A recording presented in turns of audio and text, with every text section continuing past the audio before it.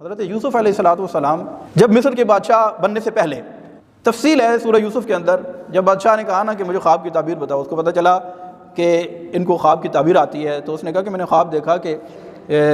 کچھ 7 موٹی تازی گائیں ہیں، وہ 7 کمزور گائیں ہیں، وہ ان کو کھا رہی ہیں۔ حضرت یوسف علیہ السلام نے تعبیر یہ بیان فرمائی کہ 7 سال تک خوب کھیتی ہوگی اور کافی غلہ ہوگا، اگلے 7 سال عید سالی کا دور آئے گا، کوئی کھیت نہیں ہوگا، کچھ بھی نہیں ہوگا، کھانے پینے کے لیے زمین اپنا غلہ اگانا چھوڑ دے گی۔ تو یہ تعبیر بتائی حضرت یوسف علیہ السلام نے، اور فرمایا کہ اگر تم مجھے، حضرت یوسف علیہ السلام کو خزانے کے اوپر محافظ مقرر کر دیا گیا، خزانہ جتنا بھی تھا وہ حضرت یوسف علیہ السلام کے حوالے کر دیا گیا، ان کے سپرد کر دیا گیا۔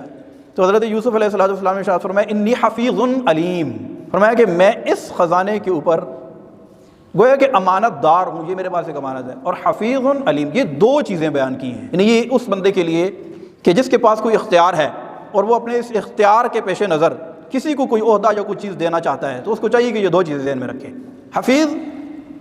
اور علیم۔ ایک تو یہ ہے کہ وہ بندہ اس عہدے کا جاننے والا ہو، اس کو پتہ ہو، اس کا اہل ہو، اس کے میرٹ کے اوپر پورا اترتا ہو، اس کا اسے مکمل علم ہو، اور دوسری بات یہ ہے کہ حفیظ ہو، یعنی وہ فرض شناس ہو، اس کی حفاظت کرنے والا ہو، اپنے فرض کو، اپنی ڈیوٹی کو پورا کرنے والا ہو، ڈنڈی مارنے والا نہ ہو، ادھر ادھر نہ کرنے والا ہو۔ یہ نہیں ہے کہ عہدہ اسے مل گیا ہے تو ڈیوٹی پوری نہ کریں۔ ہمارے یہاں ایک بہت بڑا المیہ ہے، میں یہ سمجھتا ہوں، لوگ کہتے ہیں یار ہمارے یہاں مہنگائی بہت زیادہ ہے جس کی وجہ سے ہمارے حالات خراب ہیں، پیٹرول مہنگا ہو گیا اس وجہ سے ہمارا حال بہت خراب ہے، یا ہم سب ہی تقریباً کہتے ہیں یار ہمیں 8 دن تک کوئی حکمران صحیح نہیں ملا جس کی وجہ سے ہم یہ خراب ہوئے ہیں۔ تو اے حکمرانوں کو ہی ہمیشہ بلیم کرنے والوں، میں اس طرف نہیں جاتا،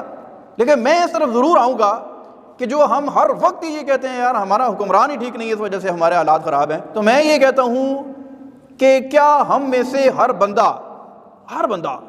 جس کے ذمے جو ذمہ داری ہے، جس کی جو ڈیوٹی ہے، جس کا جو فرض ہے، کیا وہ اپنا فرض پورا کر رہا ہے؟ سوال ہے۔ 8 بجے آفیسز کھلتے ہیں ہمارے یہاں، 8 ساڑھے 8 یا 9 بجے غالباً، لیکن ہمارے افسر لوگ، میری بات سے ناراض نہیں ہوئیے گا، اپنی مرضی سے جائیں گے، ان کو پتہ ہے کہ یار سارا معاملہ ہمارے ہاتھ میں ہے، حاضری کتنے بجے لگتی ہے، تمہارا اجارہ ٹائم کیا ہے، تمہاری ڈیوٹی ٹائمنگ کیا ہے، کس وقت کا تمہیں کس وقت کی تنخواہ ملتی ہے،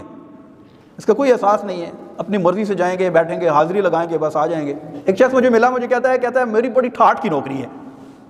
میرے تو مزے لگے ہوئے ہیں۔ میں نے کہا اللہ خیر کرے، تمہیں کون سی نوکری ملی؟ کہتا ہے میں فائر بریگیڈ میں ہوتا ہوں۔ کہتا ہے مسئلہ کوئی بھی نہیں ہے، یہ تو کبھی کبھار سالوں میں کہیں آتا ہے، میں تو جاتا ہوں چپ کر کے حاضری لگا کے واپس آتا ہوں، اپنا بزنس کرتا ہوں۔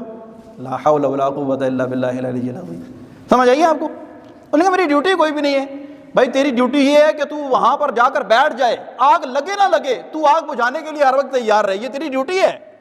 اور تو بڑے فخر سے کہہ رہا ہے یار میرے تو مزے لگے ہوئے ہیں، میں تو جاتا ہوں حاضری لگوا کے آ جاتا ہوں۔ کون سا؟ اچھا پیچھے آگ لگ جاتی ہے تو پھر آپ کے سامنے صورتحال ہے ساری جو ہماری حالت ہوتی ہے،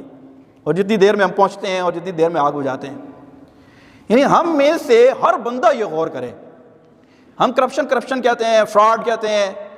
یعنی آپ کسی ریڑھی والے کے پاس چلے جائیں نا جو امرود بیچ رہا ہے، آپ کو وہ امرود آپ چیک کر کے دیکھیں، مجھ سے زیادہ آپ کو تجربہ ہوگا، آپ اس کو کہیں کہ یار مجھے 1 کلو امرود دے دو، لیکن اچھے ڈالنا یار اپنی مرضی سے کر کے۔ اب یہ جو اپنی مرضی سے امرود ڈال، اتنا ان کو تجربہ ہوتا ہے، آپ کے سامنے ایسے لگے گا بالکل 1 نمبر ڈال رہا ہے، گھر آگے دیکھیں گے تو ایک بھی ٹھیک نہیں نکلے گا۔ یعنی ہم نے گویا کہ کرپشن کے اندر، فراڈ کے اندر PhD کر رکھی ہے، ایک بالکل انگوٹھا چاپ ہے نا، اس کو بھی فراڈ کے اندر اتنی مہارت حاصل ہے کہ وہ آنکھ سے گویا کہ کاجل چڑھا لیتا ہے، سامنے والے کو پتہ ہی نہیں چلتا۔ ہمارے ملک میں خرابی کی سب سے بڑی وجہ یہ ہے کہ ہم میں سے ہر بندہ الا ماشاء اللہ، ہر بندہ سے مراد میں اس وجہ سے کہہ رہا ہوں کہ اکثریت، ورنہ اچھے لوگ ضرور موجود ہوتے ہیں جن کے اندر خدا خوفی ہوتی ہے، جو اللہ کے لیے وہ یہ دیکھتے ہیں کہ اللہ مجھے دیکھ رہا ہے، وَيَعْلَمُ خَائِنَةَ الْأَعْيُنِ وَمَا تُخْفِي الصُّدُورُ۔ اللہ تبارک و تعالیٰ جو آنکھ سے کی گئی خیانت ہے اسے بھی جانتا ہے، اور جو سینوں میں چھپے ہوئے راز ہیں اس سے بھی واقف ہے۔ تو جو یہ جانتے ہیں نا کہ میرا اللہ مجھے دیکھ رہا ہے، کوئی دیکھے نہ دیکھے اللہ مجھے دیکھ رہا ہے، وہ ٹھیک ہے، لیکن آپ مجھے یہ بتائیں کہ ہماری اکثریت بدقسمتی کے ساتھ یہ بات کرنی پڑتی ہے،